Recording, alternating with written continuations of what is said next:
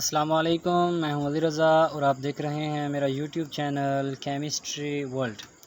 नाजरीन, lecture number 8 है हमारा क्रोमेटोग्राफ़ी पर, जिसमें हमने पेपर क्रोमेटोग्राफ़ी की। एक और जो थर्ड और लास्ट टाइप है वो है रेडियल क्रोमेटोग्राफ़ी। ठीक है, रेडियल क्रोमेटोग्राफ़ी हम सिंपल सा लेक्चर हम इसका रिकॉर्ड करेंगे और फास्ट सा कंसेप्ट करने की कोशिश करेंगे। ठीक है, क्रोमेटोग्राफ़ी आपको पता है एक सेपरेशन टेक्निक है। ठीक है, सेपरेशन टेक्निक किस काम आती है? ये सेपरेशन टेक्निक है for the mixture of components, for the mixture of components. Mixture of components को सेपरेट करने का क्या मतलब है और क्यों ज़रूरत है, तो मैं यहाँ पर ये बताना चाहूँगा। आपके पास अगर आपको एग्ज़ामिनर कहे कि ये जी आपके पास एक बीकर है, ठीक है, बीकर है और इसमें डिफरेंट कंपोनेंट्स मौजूद हैं। ठीक है, डिफरेंट कंपोनेंट्स मौजूद हैं इस बीकर में। ठीक है, बीकर में जो कंपोनेंट्स मौजूद हैं, फॉर एग्ज़ाम्पल मैं अगर यहाँ पर ड्रा करूँ, ठीक है, 3 कंपोनेंट्स आपके पास कहता है। जैसे लीफ का एक्सट्रैक्ट मैं प्रीवियस लेक्चर में बता चुका था, उसमें एक्जेंथोफिल्स था, क्लोरोफिल था और कैरोटीनॉइड्स थे। ठीक है, उनके डिफरेंट कलर्स थे, एक का येलो था, एक ग्रीन था और एक का रेड था कैरोटीनॉइड्स का।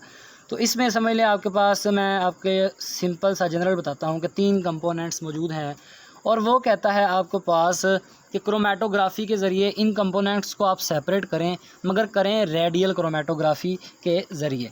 तो रेडियल क्रोमेटोग्राफ़ी को करने के लिए जो हमारे पास रिक्वायरमेंट्स हैं या रिक्वायर्ड मटेरियल कह लें आप, वो क्या है, तो वो हम देख लेते हैं। रिक्वायरमेंट्स, फ़र्स्ट ऑफ़ ऑल जो रेडियल क्रोमेटोग्राफ़ी में रिक्वायरमेंट है वो हमारे पास हर क्रोमेटोग्राफ़ी की टाइप या टेक्निक में हम कहते हैं वो 2 टाइप्स तो आपके पास होंगी। ठीक है, मोबाइल फेज़ आपने लेना है, ऑर्गेनिक। अब ऑर्गेनिक मोबाइल फेज़ लेने का क्या मतलब है, आप लेंगे नॉन पोलर। अब नॉन पोलर ऑर्गेनिक फेजेस या उनके लिए मैं आपको पहले ही टाइप्स बता चुका हूँ। वो आपके पास क्लोरोफॉर्म हो सकता है, एसीटोन हो सकता है, ठीक है, आपके पास अल्कोहल्स हो सकते हैं, ROH। ठीक है, यानी कि ऐसे आपके पास जो सॉल्वेंट्स होंगे, बेसिकली आप सॉल्वेंट को ही मोबाइल फेज़ कह रहे होते हैं। ठीक है, ये जो सॉल्वेंट है, ठीक है, इसी को आप मोबाइल फेज़ कह रहे होते हैं। मोबाइल फेज़ वो होता है जो कि मूवमेंट कर सकता है एक जगह से दूसरी जगह, इसलिए हम इस सॉल्वेंट को मोबाइल फेज़ कहते हैं। उसके बाद आपके पास स्टेशनरी फेज़ होता है। स्टेशनरी फेज़ जो अब आप पेपर लेते हैं, ठीक है, क्रोमेटोग्राफिक पेपर लेते हैं तो आपको स्टेशनरी फेज़ मिल चुका होता है। वो भी मैं आपको बताता हूँ किस तरह। जो सेकंड हमारे पास रिक्वायरमेंट है वो आपको पता है कि जो पेपर क्रोमेटोग्राफी है वो फ़िल्टर पेपर के बगैर तो हो ही नहीं सकती। ठीक है, तो हमारे पास जो सेकंड है वो है फ़िल्टर पेपर। अब आप जो फ़िल्टर पेपर लेंगे तो आप वो जो था वॉटमैन फर्स्ट वाला नहीं लेंगे, आप वॉटमैन सेकंड या थर्ड या फोर्थ, मतलब उन टाइप्स में से चूज़ करने की कोशिश करेंगे। मगर जब आपकी बारी आएगी ना रेडियल क्रोमेटोग्राफी की, तो रेडियल क्रोमेटोग्राफी में आपने देखना है कि रेडियल का मतलब हम मोस्टली लेते हैं सर्कुलर।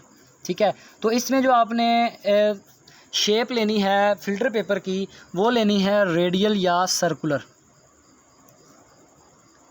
अब जो मैंने कहा था कि 2 जो रिक्वायरमेंट्स हैं वो तो हर क्रोमेटोग्राफी टेक्निक में होती हैं, एक मोबाइल फेज़ और दूसरा हमारे पास फ़िल्टर पेपर, और एक तीसरी भी होती है, वो होती है स्टेशनरी फेज़।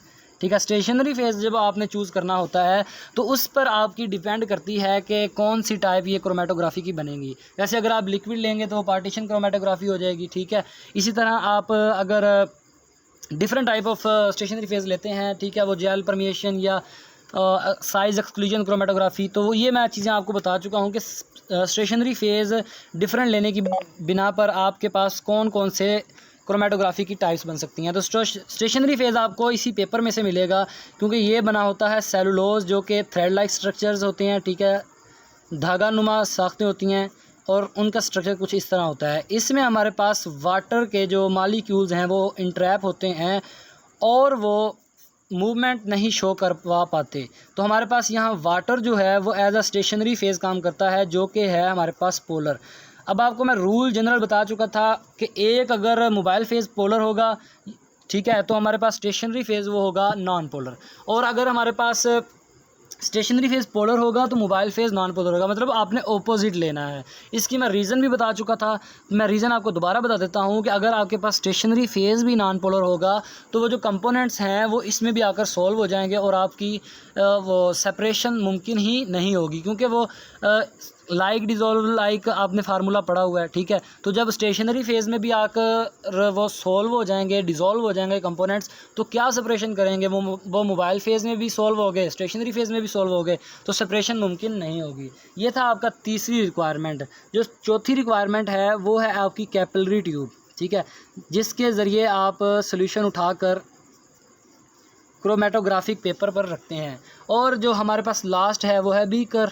आपको पता है बीकर के अलावा तो आपके पास कोई और चीज़ नहीं है। बीकर या आपके पास कह लें क्रोमेटोग्राफिक टैंक, क्रोमेटोग्राफिक टैंक, यहाँ पर हम बीकर यूज़ करेंगे, ठीक है। तो ये रिक्वायरमेंट थी रेडियल क्रोमेटोग्राफी की। अब आप क्या करेंगे कि आपके पास जो सॉल्यूशन में मौजूद है, ठीक है, ये सॉल्यूशन आपके पास मिक्सचर ऑफ कंपोनेंट्स का सॉल्यूशन मौजूद है, ठीक है। अब आप क्या करेंगे कि सबसे पहले आप क्या करते थे, यहाँ से एक पिपेट या, ठीक है, क्या कहते थे उसे, कैपिलरी ट्यूब के ज़रिए आप उठाकर इस पर कुछ ड्रॉप्स डालते थे और कंसनट्रेट या सैचुरेट कर फिर आप क्रोमेटोग्राफिक टैंक में अपने फ़िल्टर पेपर को हैंग करते थे। आप इसी तरह करते थे ना। तो इसमें आपने यहाँ पर एक चीज़ जो डिफरेंट करनी है रेडियल क्रोमेटोग्राफी में, वो आपको यहाँ पर याद रखनी है कि ये जो आपके पास फ़िल्टर पेपर है, रेडियल या गोल जो सर्कुलर आपके पास फ़िल्टर पेपर है, आपने यहाँ इस पर जो सेंटर है, इसका सेंटर में बिल्कुल एक सुराख करना है, ठीक है, सुराख करना है, और इसमें आपने एक विक जोड़ देनी है। चले इस एरो को हम मान लेते हैं ये विक है, ठीक है, ये विक आपने जोड़ देनी है। अब विक क्या मतलब है, विक आपके पास क्या होती है, विक, ये विक होती है आपके पास, मैं आपको एक देसी एग्जांपल भी दूंगा, उससे आपको ज़्यादा समझ आएगी। विक बेसिकली हमारे पास स्ट्रिंग होता है एक, जो कि पेपर के अंदर हम अटैच करते हैं, स्ट्रिंग इन द पेपर। अच्छा, अब विक की में देसी एग्जांपल कैसे हो सकती है, आप लेते हैं ना एक दिया, ठीक है, एक दिया आप लेते हैं तो उस दिए में से एक रस्सी निकल रही होती है, ठीक है, वो जो रस्सी या धागा नुमा चीज़ होती है ना, वो आकर ऑयल में डिप कर रही होती है, ठीक है। जब वो ऑयल में डिप करती है तो ऑयल को वो नीचे से ऊपर की तरफ कैपिलरी एक्शन के ज़रिए वो नीचे से ऊपर की तरफ ले जाती है और वो आग जलती रहती है और रोशनी आती रहती है। यही बिल्कुल जो रेडियल क्रोमेटोग्राफी है, समझ लें कि ये दिए पर ही बेस है, उसी के फिनोमेना पर हमने रेडियल क्रोमेटोग्राफी को डिस्कस करना है। ये मैं आपको अभी डिस्कस करके बताता हूँ तो आपको खुद पता चल जाएगा। अच्छा, यहाँ पर आपने एक स्ट्रिंग अटैच कर लिया सेंटर में होल करके, ठीक है। तो आपने ये बेसिकली क्या किया, आप जो इस एनालिटिकल केमिस्ट्री की ज़ुबान में कहेंगे कि आपने एक विक अटैच कर दी इस रेडियल फ़िल्टर पेपर में। अब आपने क्या करना है कि ये जो कैपिलरी ट्यूब है, इसके ज़रिए आपने इसके ऊपर, इस सेंटर के ऊपर अपना जो मिक्सचर ऑफ कंपोनेंट्स है,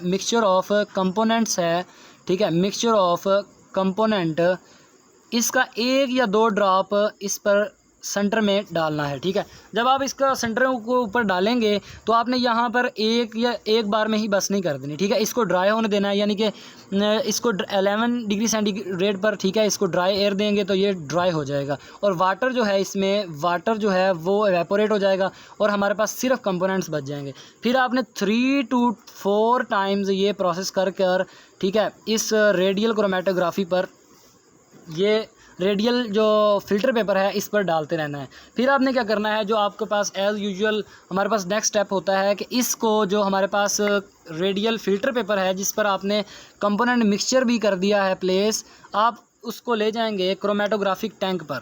यहाँ पर हमने क्रोमेटोग्राफिक टैंक की जगह पर यूज़ करना है बीकर। तो बीकर आप यहाँ एक बड़ा ड्रा करके मैं दिखाता हूँ ताकि आपको समझ भी आ जाए, ठीक है। बीकर आप कुछ इस तरह लेंगे, ठीक है, बीकर, ये बीकर का आ गया लिड। अब आपको बीकर की जो मैंने लिड यहाँ पर ड्रा किया है तो आपको यहाँ पर इसका पता होना चाहिए कि ये लिड क्यों हम रखते हैं, ठीक है। लिड रखने का मकसद, मैं आपको, ये शॉर्ट क्वेश्चन था, मैं आपको प्रीवियस लेक्चर में भी बता चुका हूँ कि ये जो आप ऑर्गेनिक मोबाइल फेज़ लेते हैं यहाँ पर, ठीक है। तो ये आपका होता है बेसिकली वोलेटाइल। तो जब ये खुद ही वेपर बनाता रहता है अपने, ठीक है, वेपर बनाता रहता है, तो ये वेपर जो हैं इंटरनल इन्वायरमेंट को सैचुरेट रखते हैं, ठीक है, ये सैचुरेट रखते हैं। तो इस सैचुरेशन को कायम रखने के लिए आपका जो लिड है ये काम करता है ताकि वेपर्स बाहर ना जाएं और इंटरनल एटमॉस्फेयर सैचुरेट रहे। तो ये आपके पास आ गया मोबाइल फेज़, ठीक है, ये आपके पास आ गई लिड।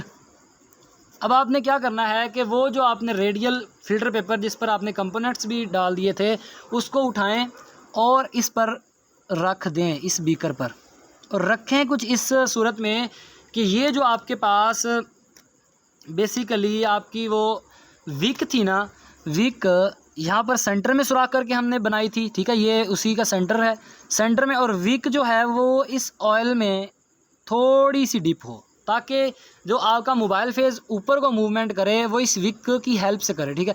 अब जब आपका मोबाइल फेज़ ऊपर को मूवमेंट करेगा इस विक की सूरत, इस विक की वजह से, इस विक की वजह से, तो आपका जो बेसिकली फ़िल्टर पेपर था पहले वो कुछ इस तरह था, ठीक है, ये आपका फ़िल्टर पेपर था, ये विक थी आपकी। तो होगा ये कि जो आपके कंपोनेंट्स हैं वो यहाँ पर आके डिफ्यूज़ होना शुरू हो जाएंगे, यानी कि डिफ्यूज़ फॉर्म में इकट्ठे होना शुरू हो जाएंगे।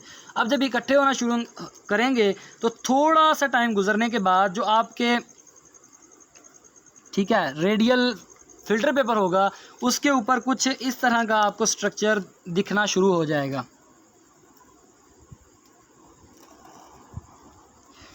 थोड़ा सा मैंने बड़ा इसलिए किया है क्योंकि मैं आपको ज़रा क्लियर बताना चाह रहा हूँ। यहाँ पर तो 3 आपके कंपोनेंट्स थे, ठीक है, वो तीनों कंपोनेंट्स डिफ्यूज़ फॉर्म में थे, मगर थोड़ी सी देर बाद ये थोड़ा सा अलहदा होना शुरू हो जाएंगे, ठीक है। जब ये अलहदा होना शुरू हो जाएंगे थोड़ा थोड़ा, ये देखें, ये और थर्ड कलर हम ले लेते हैं ये, तो ये थोड़ा थोड़ा अलहदा शुरू हो गए। बेसिकली ये क्या हो रहा है, ये सेपरेट होना शुरू हो गए हैं, ठीक है। जब ये सेपरेट होना शुरू हो जाएंगे तो कुछ देर बाद जब आपका सॉल्वेंट फ्रंट वाला पोर्शन आने वाला होता है, तो ठीक है, तो तब जाकर आपका जो रेडियल फ़िल्टर पेपर है उस पर कुछ इस तरह का सीन नज़र आना शुरू होगा। ये देखें, ये थोड़ा और बड़ा हो जाएगा, यानी कि इसकी सेपरेशन और ज़्यादा हो जाएगी, ठीक है, ये भी देखें। और जो हमारा लास्ट कंपोनेंट है वो भी इसकी सरफेस तक पहुंच जाएगा। तो यहाँ पर देखें कि आपका डिफरेंट टाइप ऑफ बैंड्स बनना शुरू हो गए हैं, ठीक है, डिफरेंट टाइप ऑफ एरियाज़ हो गए हैं, एरियाज़ ऑफ कंपोनेंट्स। तो आप यहाँ पर ये करेंगे कि जहाँ जहाँ आपको डिफरेंट कलर का एरिया नज़र आ रहा है कट करेंगे और उसे निकालेंगे और सूटेबल सॉल्वेंट में उस कलर को आप सेपरेट कर लेंगे। इस सेपरेशन के बाद आपका रेडियल क्रोमेटोग्राफी के ज़रिए आपने ये जो कंपोनेंट्स का सॉल्यूशन था, ठीक है, जिसको आपने इस विक पर गिराया, ठीक है, फ़िल्टर पेपर के ऊपर गिराया, फ़िल्टर पेपर आपने यहाँ पर रखा और उसकी विक ने जो मोबाइल फेस था उसको ऊपर खींचा, और ऊपर खींचने की वजह से जो आपके इसमें जो आपने यहाँ पर कंपोनेंट मिक्सचर लिया था, ठीक है, इस सेंटर पर, उसके जो डिफरेंट कलर्स थे वो बैंड्स की सूरत में नज़र आना शुरू हो गए इस सेपरेशन में। और इस सेपरेशन में जब वो अलहदा नज़र आने लग गए तो हम वहाँ से काट लेंगे उस पोर्शन को और सूटेबल सॉल्वेंट के ज़रिए उन कंपोनेंट्स को आप सेपरेट कर लेंगे। ये थी आज का हमारा टॉपिक जिसमें हमने रेडियल क्रोमेटोग्राफी को डिस्कस किया। उम्मीद करता हूँ आपको आज की वीडियो पसंद आई होगी। नेक्स्ट लेक्चर में हम 2 डायमेंशनल क्रोमेटोग्राफी को डिस्कस करेंगे। ये जो हमने तीनों टाइप्स पढ़ी हैं ना बेसिकली, ठीक है, तीनों टाइप्स वो ये थी हमारी, ये थी हमारी पहली टाइप थी आई थिंक, हाँ, असेंडिंग क्रोमेटोग्राफी, ठीक है। दूसरी हमारी क्या थी, डिसेंडिंग क्रोमेटोग्राफी, और थर्ड जो हमने आज पढ़ी है ये रेडियल क्रोमेटोग्राफी। तो यहाँ पर ये तमाम जो टाइप्स हैं ना ये 1 डायमेंशनल हैं। 1 डायमेंशनल का क्या मतलब है कि हमने एक ही तरह, एक ही फ़िल्टर पेपर पर, एक ही क्रोमेटोग्राफिक टैंक में अपने कंपोनेंट्स को सेपरेट किया है। नेक्स्ट जो टॉपिक है, लेक्चर होगा ना, लेक्चर नंबर 9, उसमें हम 2 डायमेंशनल क्रोमेटोग्राफी को डिस्कस करेंगे जो पेपर क्रोमेटोग्राफी की एक टाइप है। अल्लाह हाफिज़, अल्लाह निगहबान, थैंक्स फॉर वॉचिंग।